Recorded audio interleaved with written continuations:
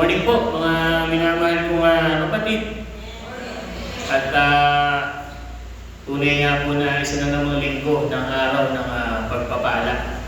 At nararamdaman po natin unti-unti talagang paginaw na po ng paginaw.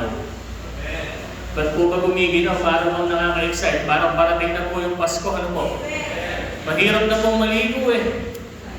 Lalo na po sa mga bahay na walang heater. Wala po kaming heater. Paginaw na. Pero alam niyo po kung ano po ang nakakasabik tuwing araw ng Pasko. Malapit na po ang bakasyon. Malapit na po yung mga parties, yung mga pagsasalo-salo, yung mga reunion. Meron po tayong mga kamag-anak na naggagaling ng abroad, nagsisiuwian para tayo ay magkasama-sama. Di po ba? At siguro po, sino po ba dito yung mga empleyado? Taas nga po ang kamay. Konti lang pala yung empleyado sa atin. Siguro po nakatanggap na po ba ng bonus yung mga empleyado? Ubus na. Nakapagparibanda ba lahat? Then, kidding aside, pagka ganito papalapit ang araw ng Pasko, hindi ba't ito ang pinaka masarap o masayang pagkakataon na ang ating pamilya, kung meron naman tayong mga hinanakit, alitan, tampuhan o galit, di ba ito na rin yung pinakamasarap na oras para hilutin o ayusin natin ang problema ng ating pamilya. Sino po ba dito ang gusto na meron tayong kaaway? Pero po ba taas nga pong kamay? Ala po. Ayaw po natin ng may kaaway. Lalo tigit po siguro kung kapamilya pa po natin. Amen po ba? Nahihirapan ako dito.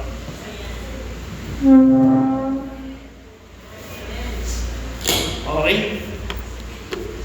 So, mga kapatid, bago po tayo tumungo sa ating topic, gusto ko po sana na anayahan po kayo na tayo po ay tayo para pangunahan muna natin sa panalangin ang ating seremonya. Okay, tayo po ay umuat manalangin.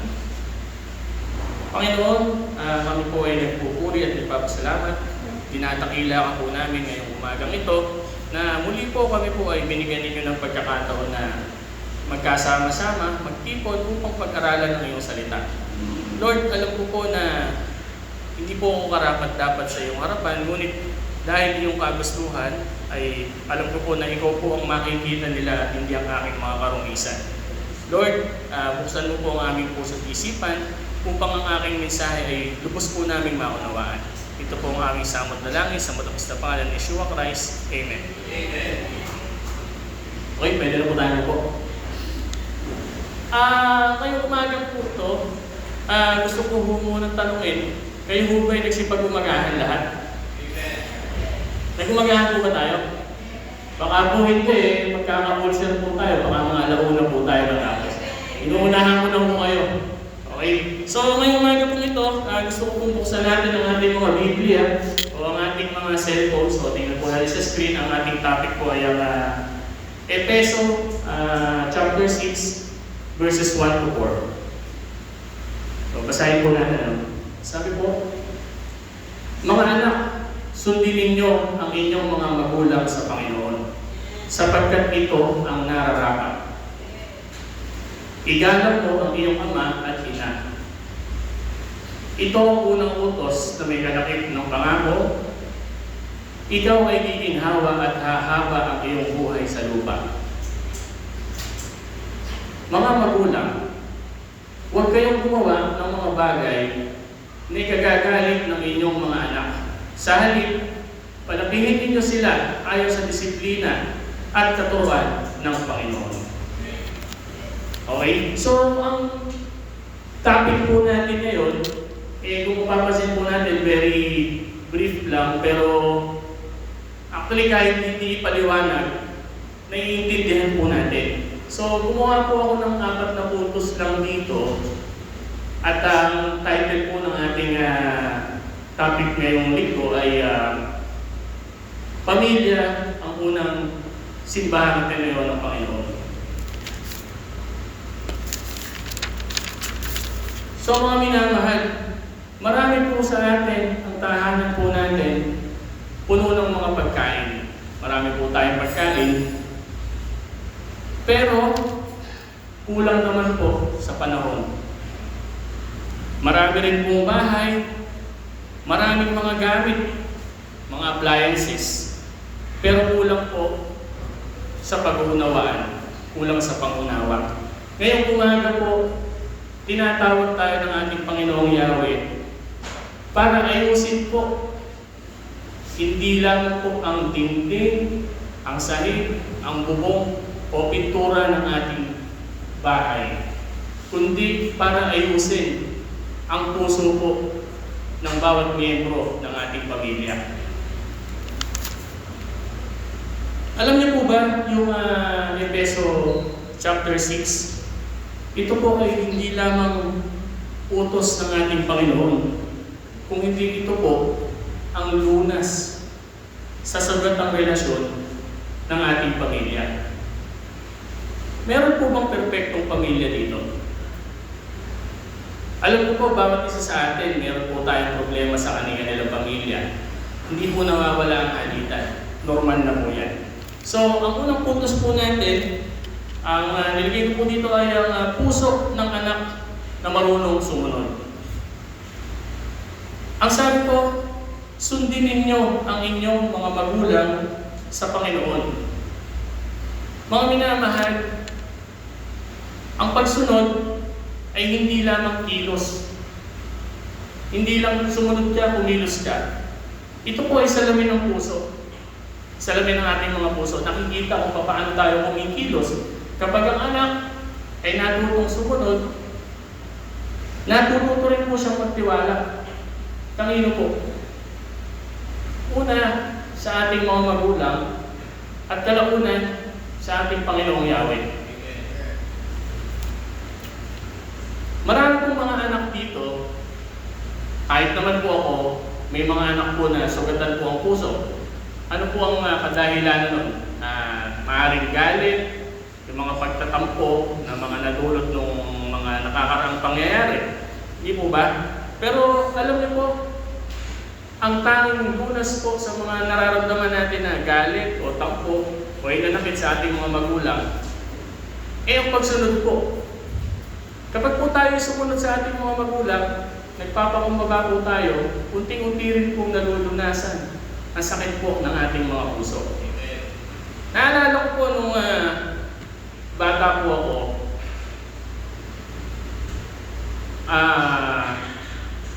hindi ko po makakalimutan, siyempre ako po yung napapalo. Napapalo po ako. At kada po ako yung napapalo, lalo na po ng aking tatay, masakit po. Sandok, walis, kawayan, sinturon. Talagang lumalatay po. At habang pinapalo po ako, para bang pakiramdam ko hindi ako maaari. Pero nung tumanda po ako, mas naiintindihan ko po. Hindi ko po alam na magiging emotional na ako ang tito. Mas naiintindihan ko po kasi, nung ako'y tumanda, ako din pala mamamalo. So, guilty rin po ako sa part na mamamalo na. Pero, ibig ko lang po sabihin, kaya po tayo ginagawa sa atin ng ating mga magulang, kanya-kanya po ng pagdisiplina. Kaya dala lamang po ng pagmamahal. At hindi naman po sa ikapapahamak ng kanilang mga anak. Amen po ba? Ang sabi nga po nila, matuturo po muna tayong sumunod bago tayo sumuway. Di po ba? At hindi po magbibigay ng utos o instruction ang magulang. Tandaan po natin yan. Wala naman siguro sa atin na nag-command sa ating mga anak upang sila ay mapahamak. Di po ba? Lahat puro sampakan na ng ating mga anak. Kaya na po, nakakalungkot po, sa panahon po ngayon, sa mga younger generations, nakikita ko po yung mga co-parents ko, Sila pa yung takot sa mga anak. Di mo ba, yung mga anak, sila yung nasusunod. Pag tinanong mo yung magulang, teka muna, tatanungin mo muna yung anak ko kung papayag. Mali po yun. Hindi po kalooban ng Diyos na ang anak ang nasusunod at ang magulang ang takot sa anak. Hindi po tama yun. Amen po ba?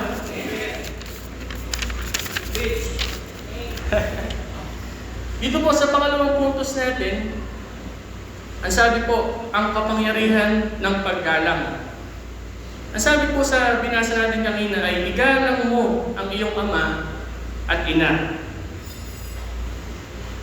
Alam niyo po, ang paggalang natin sa mga magulang, hindi lang po kung ang magulang natin ay mabait. Hindi lang po kung ang magulang natin ay mayaman. Hindi lang po kung nabibigyan ka ng magarang damit, magarang sasakyan, magarang edukasyon. Magandang edukasyon, mga mamahalin o mga latest na gadget. Hindi po yan ang basihan para igalang natin ang mga magulang. Igalang rin po natin sila. Kahit mahirap, kahit walang ulam, kahit hindi ka mabilhan ng mga gusto mong luho, kahit wala kayong maisain. Alam niyo po, hindi po sukatan kung ano po ang estado ng ating mga magulang o sitwasyon ng ating magulang para sila ay igalang. Dahil ang paggalang po, yan po ay nagbubukas. Yan po ang pinto, nagbubukas ng pagpapala sa atin.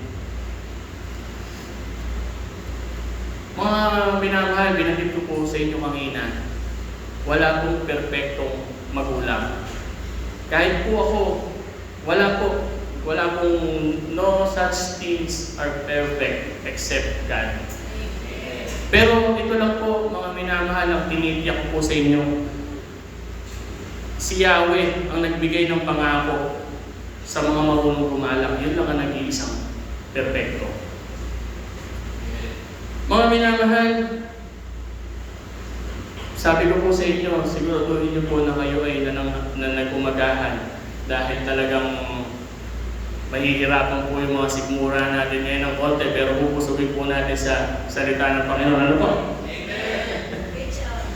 Okay? So, andito po tayo sa pangatlong puntos. Ang sabi po, ang mga magulang ang dapat maghilom at hindi manakit. Sabi po sa binasa natin, huwag ninyong pag-alabin ang galit ng inyong mga anak.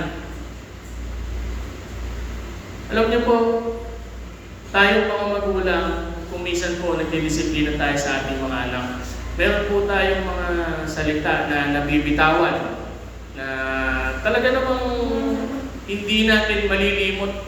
Baga umukit, nakakasakit, hindi po natin alam kahit tatahimik lang po yung ating mga anak. Sila pala ay nasaktan na at dala-dala po nila yon sa kanilang paglaki. So, hindi po pala tama yun. Dapat tayo ay maging kanlungan nila. Mas masarap po pala ang ating mga anak ay open sa atin. Kagaya po ng mga anak ko, madalang po silang magsabi sa akin. Alam niyo po kung bakit? Kasi parang ako po yung stricto sa kanila. Kaya medyo naiilang silang magsabi sa akin. Kumbaga,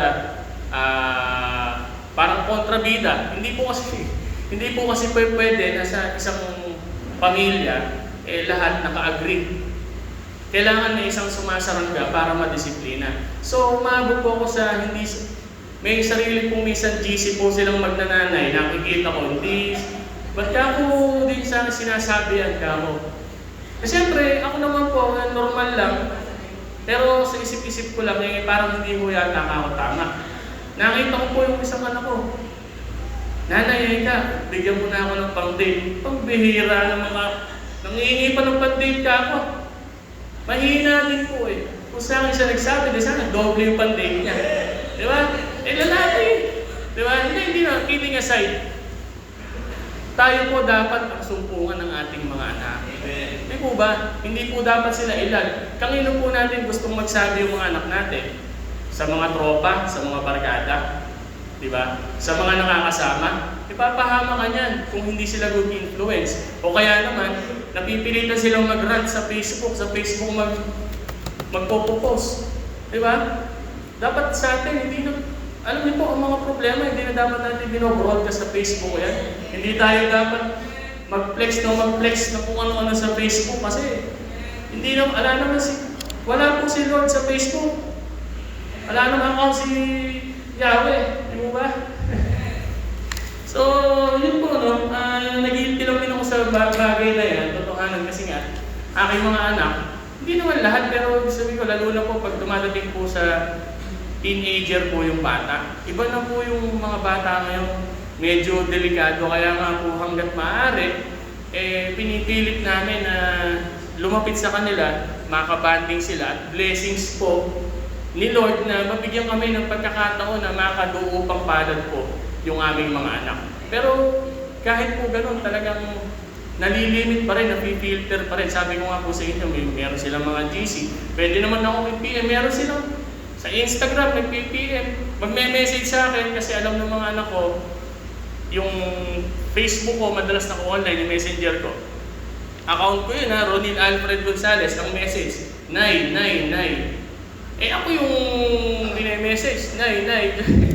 Ibig sabihin ko lang, di ba? Ako yung account na naka-online, pero ang hinahanap nila is yung nanay nila. So, pagkukulang ko yun na dapat ko din i-work out, kailangan kong lumapit sa mga anak. Kaya ko po sinasabi, syempre, na-experience ko, gusto ko rin po na tayong mga magulang, ganun din po ang gawin natin at yun po ang sinasabi ko na kasulatan na binasa po natin. Tayo po ang dapat maging sumpungan ng ating mga anak. Hindi po instrumento po tayo ng paghihilom at hindi po pagkakasira. Ano po? Hindi dapat puro ang pagdidisiplina natin, kumbaga may kasamang yakap. Kasi totoo po, namamalo po ako, kanya-kanya po, may iba hindi namamalo. Pero after ko pong paluin at kada pinapalo ko po ang aking mga anak, hindi ko lang po pinapakita, pero ako po yung mas nasasaktan. Pero pagkatapos ko pong paluin at medyo nakahinga-hinga na ng konti, lalapitan ko rin po ipaliliwanag ko po na kung bakit po ginawa yun dahil out of love lang. At ayun, ang nangyayari naman na hindi naman po lumalayo yung loob nila, lumayakap din po sa akin, yun po ang nakakatuwa. Okay? So dito po sa pang-apat na puntos ay ang pamilyang itinayo sa Panginoon. Ang sabi po, palakihin ninyo sila sa disiplina at turo ng Panginoon. Hindi ho sapat na lamesa natin marami putahe, liglig, kung wala naman pong panalangin. At hindi rin po sapat na yung ating mga anak kumpletos ricados po mula ulo hanggang paa, mula higaw hanggang singsing kumpleto. Pero hubad naman po sa salita ng ating Panginoon. Alam niyo po, hindi po ang pinakamagandang ipamana natin sa ating mga anak. Hindi po pera, hindi po lupa, hindi po bahay, hindi po alahas. Ano po? Ano po ang pinakamaganda ipamana natin sa ating mga anak?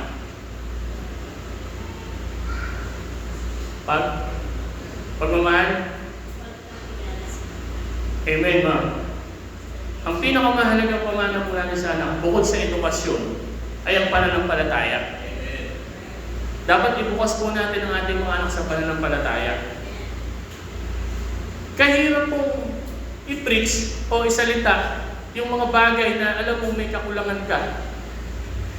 Sabi ko nga po sa inyo, ako po ay marumi, tumatayo sa inyong harapan, pero ako po ay aminado at handang tumugon sa kung ano man po yung kamalian ko. Kumbaga, sa sobrang pabisihan din po, paminsan sa trabaho, ito nga po, kahapon, alas 10 na yata kami nakauwi, alas 9 na, nasa pwesto pa po kami dahil may gumagawa po doon. Hindi ko po maharap mag-aral, parang ang daming challenges talaga every time na lalo kang lumalapit sa ating Panginoong Yahweh, lalo kang binibigyan ng mga challenges na babagabag tayo, pero hindi po dahilan para tayo ay sumuko at magpatalo sa mga tukso ng paway. So, yun po, tama po, ang pinakamahalagang pamana na maibibigay natin sa ating mga anak ay ang ating pananampalataya. Kailangan natin ibukas sa kanilang mga puso, i-open up sila sa pananampalataya kasi yan po ang magbibigay sa kanila ng buhay na walang hanggan. Sa ating pong tinalakay na Epeso na yan, na chapter 6, 1-4, hindi lamang po ito para sa mga anak. Hindi lang din po para sa mga magulang. Ito po ay para sa pusong gustong magbago sa bawat isa, kahit sino po sa atin. At lagi po natin tatandaan sa ating pamilya, kung meron pong sugat, meron naman po tayong Diyos na nagpapagaling. Po ba? At kung meron po tayong galit, meron din po tayong Diyos na nagpapatawad. At kung meron pong nasirang relasyon, huwag po natin kalilimutan na nandyan din po ang ating Diyos na handang muling nagbubuo. Kaya po, sa puntong ito, mga minamahal, ang tanong po ay kung maganda ba ang hindi na po kung maganda ang naging sermon, o mahaba ba, o maiksi ba ang ating sermon. Ang tanong po, sa ating pag-uwi mamaya, sino po ba ang yayakapin ninyo? Kanino po ba tayo magpapakumbaba at hihingi ng tawad? At sino po ang ipagdarasal natin mamayang gabi? So sabi ko nga po sa inyo, kung nagumagahan po kayo, mainam po dahil maya-maya po pwede na ulit tayo magkakliyan. So hanggang dito lang po ang ating sermon, pero bago ko po tapusin ang ating ang aking preaching, sige po, testingin ko po maghandog sa ating